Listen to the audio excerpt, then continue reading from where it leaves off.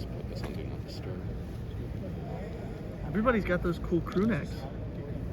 Right? I just wear what they give me. Thanks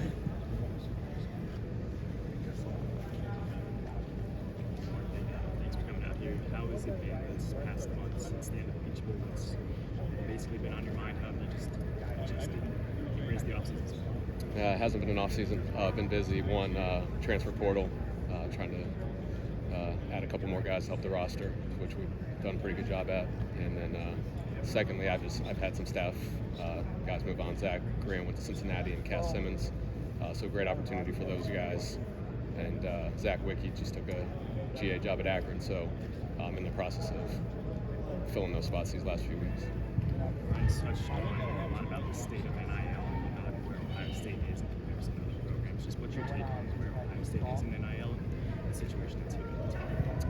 Yeah, I'll defer, what Ryan said earlier. But it's a real thing. We deal with it. And my only comment is I just hope there's a lot of really smart people in this profession that we can all come together and get a solution to this as quickly as possible. How many hours a day or people do you have to put on monitoring the portal and everything? Because that's become a very real part of this whole process. So we can sit here and say, well, you didn't sign any kids today, but the portal seems to be endless. Yeah, so we have a full-time staff member, Billy Homer, longtime NFL scout, and came from the University of Florida. That's his full-time job, is he's in charge of the portal, and so the month of December and January have been very hectic for him. So he's done a great job for us to be ahead of the curve and doing a great job with his evaluations to find guys who might be a great fit. A lot of armchair quarterbacks out there like, well, you need this and you need this and you need this, but just how difficult is it to vet all these portal guys and to find people that actually fill needs, because pretty much every portal person that's come into Ohio State is hit. Yeah, it's a great point. So a lot of vetting going on. We want to make sure, most importantly, they're a great fit, because we feel like we have a great culture and great players here. So we want to make sure that it's all going to mesh well. We don't want to bring someone in and it's going to cause a disruption with the current players. Now we do want competition, and we'll never take a guy because we're scared that we may lose anybody here. So. But we do want to make sure it's going to be an upgrade. We don't want to just bring guys in to bring guys in, and the worst thing you can do is bring in a guy and they expect to start, and that doesn't happen, because that can just ruin a locker room as well. So the guys we've brought in the past been home runs, and hopefully we continue to hit on those. In the first few times that a transfer portal player is here, I got to imagine a lot of that is instilling the culture that Ohio State has, which people have said is different than a lot of the different places. How long of a learning curve is that usually to get people accustomed to how you do things here? I think the new guys, when they first come in, are just kind of feeling their way around and kind of figuring out how they belong and how they fit. But we brought in some great character kids, and they get entrenched, and our guys have done a great job bringing them in as well and making them feel welcome. So both ways, it's been a great adjustment. Does that mean maybe then it's easier to do that if they're all still automatically trying to find a new fit and they're willing to take that on? Yeah, as long as they come in with the right attitude and put their head down and work hard, our guys are very willing to embrace them and show them the way. In your eyes, what is the right opinion? What is the right attitude to have coming in here? Yeah, just come in to compete for a spot, and knowing that nothing has been given to them, and just have that mindset of like, hey, I see these guys out here grinding. Here's what it takes to be at an Ohio State level. Here's the expectations, and they're out here, trying to fit in as well.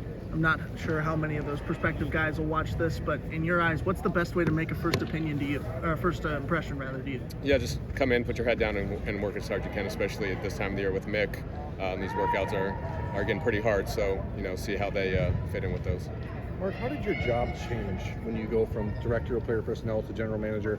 Now you don't have a director of player personnel again. Like, how is that affecting what you do on a daily basis? Yeah, the month of January has been hectic just with Zach leaving, and so I've been having to pick up his spot too. But just as far as the overall role, Coach Dave, anybody watches Yellowstone, it's like my job now is to run the ranch, not necessarily work the ranch. And so, it's more of an overseeing. We have a great staff here. I mean, Aaron's a rock star. Zach did a great job in the year he was here. So more of being a support system to them.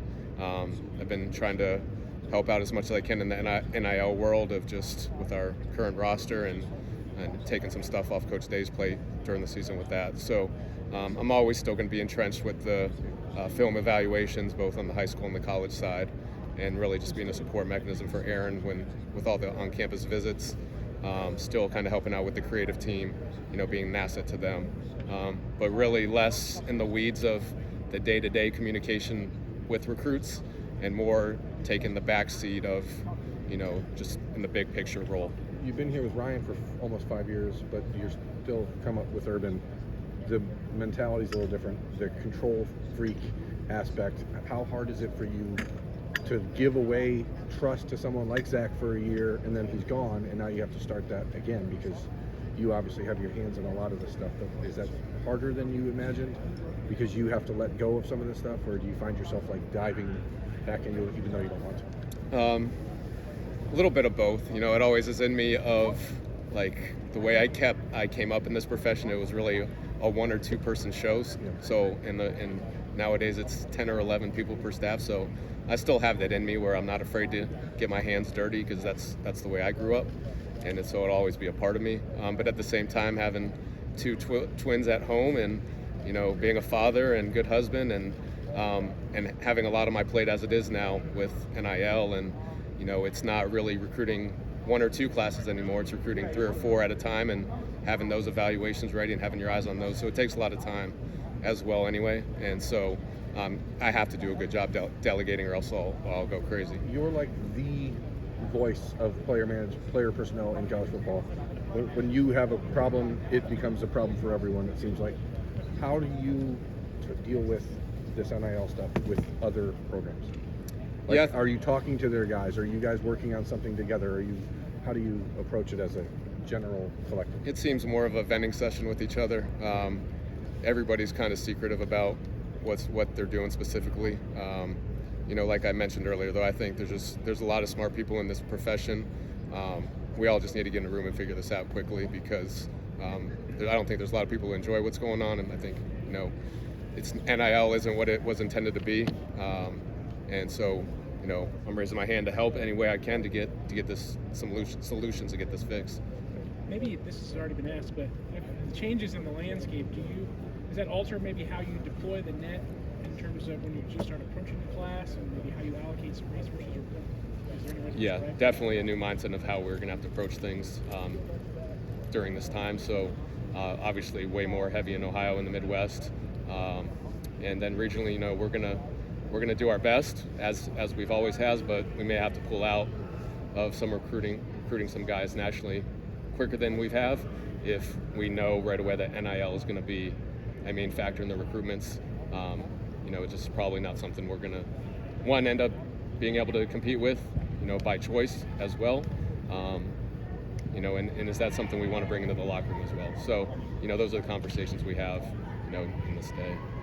Is that something too, where then there's probably maybe more kids overall that you're trying to maintain relationships with at the beginning and into the kind of intermediate area at least? Yeah, obviously we're going to do our due diligence on everybody as usual, and then we just really have to do a better job vetting and seeing what's really important. We want kids, first of all, to want to come to Ohio State because of Ohio State and the great tradition, history of all the guys who've been here before them. And that number one thing that why we win, is that culture in that locker room.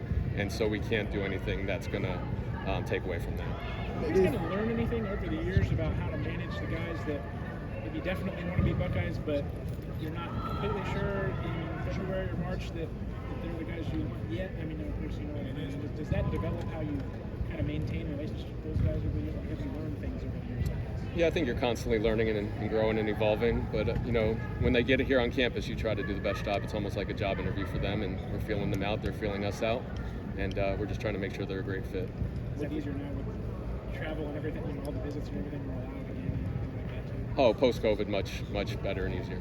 Beneficial. Beneficial, Local correct. people, Yes. too. Yeah, the more times we can get them on campus, the more time our coaches can get to their high schools, the more opportunities to get information and gather information and learn about them about us. With the kids where you're going to pull out of recruitments where it's clearly the kids, it's like, how much money can you give me? But that's not every kid. There are some kids where it's almost like, I have no choice. I can't pass this up.